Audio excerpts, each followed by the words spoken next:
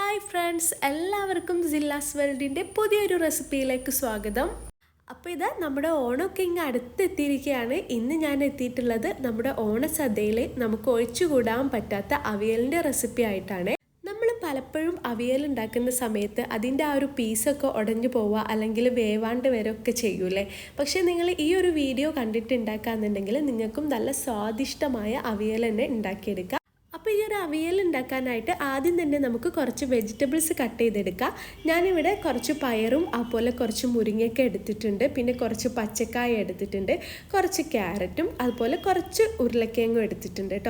പിന്നെ ഈ ഒരു വെജിറ്റബിൾസിനൊപ്പം നിങ്ങൾക്ക് വേണമെങ്കിൽ ചേന കട്ട് ചെയ്തിട്ട് ചേർത്ത് കൊടുക്കുക, അതുപോലെ പടവലങ്ങ ചേർത്ത് കൊടുക്കുക, മത്തന് ചേർത്ത് കൊടുക്കുക. അപ്പം നമ്മൾ ഏത് വെജിറ്റബിൾസ് എടുക്കുകയാണെങ്കിലും ഇതുപോലെ നീളത്തിൽ കട്ട് ചെയ്ത് വേണം ചേർത്ത് കൊടുക്കാൻ. ഇനി ഇതെല്ലാം ഒരു പാത്രത്തിലോട്ട് ഇട്ട് കൊടുക്കുക. ഇനി നിങ്ങൾ ചട്ടിയിലാണ് ഇത് ഉണ്ടാക്കുന്നതെന്നുണ്ടെങ്കിൽ ചട്ടിയിലോട്ട് ഇട്ട് കൊടുക്കുക കേട്ടോ. ഇനി ഇതിലോട്ട് ആവശ്യത്തിനുള്ള ഉപ്പും 1/4 ടേബിൾ സ്പൂൺ മഞ്ഞൾപ്പൊടിയും കുറച്ച് വെളിച്ചെണ്ണയും ഒഴിച്ചു കൊടുക്കുന്നുണ്ട് കേട്ടോ. അപ്പോൾ വെളിച്ചെണ്ണ പലരും ഈ ഒരു ടൈമിൽ ഒഴിക്കാറില്ല, പക്ഷെ നിങ്ങൾ ഈ ഒരു ടൈമിൽ തന്നെ വെളിച്ചെണ്ണ ഒഴിച്ചിട്ട് ചെയ്യാന്നുണ്ടെങ്കിൽ നല്ലൊരു ടേസ്റ്റ് ആയിരിക്കും കേട്ടോ നമ്മുടെ അവിയലിന് ഉണ്ടാവുക. ഇനി ഇതെല്ലാം കൂടെ ഒന്ന് മിക്സ് ചെയ്തെടുക്കണം. അപ്പോൾ അതിന് മുന്നായിട്ട് ഞാൻ കുറച്ച് വെള്ളം ചേർത്ത് കൊടുക്കുന്നുണ്ട്, ഈ ഒരു പച്ചക്കറികളൊക്കെ ഒന്ന് കുക്കാവാൻ വേണ്ടിയിട്ടാണ്. അപ്പോൾ നിങ്ങൾ ഒരുപാട് വെള്ളം ചേർക്കേണ്ട ആവശ്യമൊന്നുമില്ല കേട്ടോ. ഇതുപോലെ കുറച്ച് വെള്ളം മാത്രം ചേർത്ത് കൊടുക്കുക. എന്നിട്ട് നല്ല രീതിക്ക് ഒന്ന് മിക്സ് ചെയ്ത ശേഷം നമുക്കിതൊന്ന് കുക്ക് ചെയ്തെടുക്കാം കേട്ടോ. പിന്നെ നമ്മളിത് കുക്ക് ചെയ്തെടുക്കുമ്പം ലോ ഫ്ലെയിമിൽ വെച്ച് വേണം കുക്ക് ചെയ്യാൻ. ഹൈ ഫ്ലെയിമിൽ വെച്ച് കുക്ക് ചെയ്താൽ ഇത് പെട്ടെന്ന് തന്നെ കരിഞ്ഞു പോവും. അതുമാത്രമല്ല നമ്മുടെ പച്ചക്കറികളൊന്നും ശരിക്കും വെന്ത് കിട്ടില്ല കേട്ടോ. അപ്പോൾ ഇതാ ലോ ഫ്ലെയിമിലാക്കിയിട്ട് അടച്ച് വെച്ച് നമ്മളിതൊന്ന് കുക്ക് ചെയ്തെടുക്കാൻ പോവുകയാണ്. അപ്പോൾ ഇത് കുക്കാവുന്ന ആ ഒരു ടൈം കൊണ്ട് തന്നെ നമുക്കിതിലോട്ട് ഒരു അരപ്പ് റെഡിയാക്കി എടുക്കാം. അതിനായിട്ട് ഞാൻ കുറച്ച് തേങ്ങ എടുത്തിട്ടുണ്ട്. ഇനി ഇതിലോട്ട് കുറച്ച് ചുവന്നുള്ളി ചേർത്ത് കൊടുക്കാം കേട്ടോ. ഒരു 8 ചുവന്നുള്ളിയൊക്കെ ഉണ്ടാവും. പിന്നെ നമ്മളിതിലോട്ട് 3 പച്ചമുളക് ചേർത്ത് കൊടുക്കുന്നുണ്ട്. അപ്പോൾ പച്ചമുളക് ഓരോരുത്തരുടെ എരിവിനനുസരിച്ച് ചേർത്ത് കൊടുത്താൽ മതി. ഇനി ഇതിലോട്ട് 1 ടീസ്പൂൺ നല്ല ജീരകവും കൂടെ ചേർത്ത് കൊടുക്കുക. എന്നിട്ട് ഇതൊന്ന് അരച്ചെടുക്കുക കേട്ടോ. പിന്നെ നിങ്ങൾ അരച്ചെടുക്കുമ്പം നല്ല രീതിക്ക് നല്ല ഫൈനായിട്ട് അരച്ചെടുക്കേണ്ട ആവശ്യമൊന്നുമില്ല. ഇതുപോലെ ഒന്ന് ഒതുക്കിയെടുത്താൽ മതി കേട്ടോ. ഞാൻ നിങ്ങൾക്ക് കാണിച്ചു തരാം. ഈ ഒരു പരുവത്തിലാണ് കേട്ടോ കിട്ടേണ്ടത്. ഇനി നമുക്ക് ഇതങ്ങ് മാറ്റി വെക്കാം. അപ്പോൾ ആ ഒരു ടൈം കൊണ്ട് നമ്മുടെ വെജിറ്റബിൾസൊക്കെ ഏകദേശം ഒന്ന് കുക്കായി വന്നിട്ടുണ്ട്. ഇനി നമുക്കിത് പതുക്കെ ഒന്ന് ഇളക്കി കൊടുക്കാം. ഇതിങ്ങനെ ഇടയ്ക്ക് ഇളക്കി കൊടുത്തിട്ടില്ലെങ്കിൽ എന്താ പ്രശ്നം എന്ന് വെച്ചാൽ നമ്മുടെ ഈ ഒരു വെജിറ്റബിൾസൊക്കെ പെട്ടെന്ന് കരിഞ്ഞു പോകാനുള്ള ചാൻസ് ഉണ്ട് കേട്ടോ.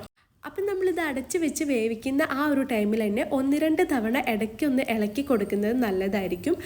പിന്നെ ഇതിൻ്റെ ഒരു കുക്കിംഗ് ടൈം എന്ന് പറയുന്നത് 15 മിനിറ്റ് ലോ ഫ്ലെയിമിലാണ് കേട്ടോ. അപ്പോൾ 15 മിനിറ്റ് കൊണ്ട് തന്നെ ഈ ഒരു പച്ചക്കറിയിലുള്ള വെള്ളമൊക്കെ കംപ്ലീറ്റ് വറ്റി വന്നിട്ടുണ്ട്. നമ്മുടെ ഈ ഒരു പച്ചക്കറിയൊക്കെ നല്ല രീതിക്ക് തന്നെ കുക്കായി വന്നിട്ടുണ്ട്. അപ്പം നിങ്ങൾക്ക് കറക്റ്റ് ആ ഒരു ഇത് കാണാൻ വേണ്ടിയിട്ടാണ് കേട്ടോ ഞാനിങ്ങനെ മുരിങ്ങയ്ക്ക കറക്റ്റ് ഉടച്ച് കാണിച്ചു തരുന്നത്. അപ്പോൾ ഇതെല്ലാം കൂടെ സെറ്റായിട്ടുണ്ട്. ഇനി ഇതിലോട്ട് നമ്മൾ നേരത്തെ ഒതുക്കി വെച്ചിട്ടുണ്ടായിരുന്ന ആ ഒരു തേങ്ങയും കൂടെ ചേർത്ത് കൊടുക്കുക. അപ്പോൾ ഞാനത് മൊത്തമായിട്ടും ഇതിലോട്ട് ചേർത്ത് കൊടുക്കുന്നുണ്ട്. ഇനി ഇത് നല്ല രീതിക്ക് തന്നെ ഒന്ന് മിക്സ് ചെയ്ത് കൊടുക്കുക കേട്ടോ. അപ്പോൾ തേങ്ങ ചേർത്ത് കഴിഞ്ഞാൽ നല്ലോണം ഒന്ന് മിക്സ് ചെയ്ത് കൊടുക്കുക. നമ്മുടെ ഈ ഒരു വെജിറ്റബിൾസിലൊക്കെ തേങ്ങ എത്തുന്ന രീതിയിൽ മിക്സ് ചെയ്ത് കൊടുക്കുക. എന്നിട്ടൊരു 5 മിനിറ്റ് ലോ ഫ്ലെയിമിൽ വെച്ച് ഒന്ന് ചൂടാക്കി എടുക്കുക. അപ്പോൾ 5 മിനിറ്റിന് ശേഷം നമുക്കിതിലോട്ട് തൈര് ചേർത്ത് കൊടുക്കാം. ഞാനിവിടെ 1 കപ്പ് തൈരാണ് കേട്ടോ ചേർത്ത് കൊടുക്കുന്നത്. അപ്പോൾ തൈര് എടുക്കുന്ന സമയത്ത് ചെറിയൊരു പുളിയുള്ള തൈര് എടുക്കാൻ വേണ്ടി ശ്രദ്ധിക്കുക. നമ്മുടെ മിൽമയുടെ തൈരൊക്കെ ഉണ്ടല്ലോ, അതൊക്കെ എടുക്കുന്നത് കുറച്ചുകൂടെ നല്ലതായിരിക്കും. അപ്പോൾ തൈര് ചേർത്ത് കഴിഞ്ഞാൽ ഒന്ന് മിക്സ് ചെയ്ത ശേഷം നമുക്കിതൊന്ന് ചൂടാക്കിയെടുക്കാം. പിന്നെ തൈര് ചേർത്ത് കഴിഞ്ഞാൽ ഒരുപാട് നേരം തിളപ്പിക്കേണ്ട ആവശ്യമൊന്നുമില്ല. ഒന്ന് ചൂടായി വരുമ്പോൾ തന്നെ ഫ്ലെയിം ഓഫ് ചെയ്ത് കൊടുക്കുക. ഇനി ഇതിലോട്ട് 2 ടേബിൾ സ്പൂൺ വെളിച്ചെണ്ണ ഒഴിച്ചു കൊടുക്കുക. പിന്നെ കുറച്ച് കറിവേപ്പിലയും കൂടെ ചേർത്ത് കൊടുക്കുക കേട്ടോ. അപ്പോൾ ഞാനൊരു ഭംഗിക്ക് വേണ്ടിയിട്ട് കറിവേപ്പില തണ്ടോട് കൂടെ തന്നെ ചേർത്ത് കൊടുക്കുന്നുണ്ട്. എന്നിട്ട് ഇതൊന്ന് അടച്ചു വെക്കുക. പിന്നെ നമ്മൾ വെളിച്ചെണ്ണ ചേർത്തതും കറിവേപ്പില ചേർത്തതും ഫ്ലെയിം ഓഫ് ചെയ്തതിന് ശേഷം മാത്രമാണ് കേട്ടോ.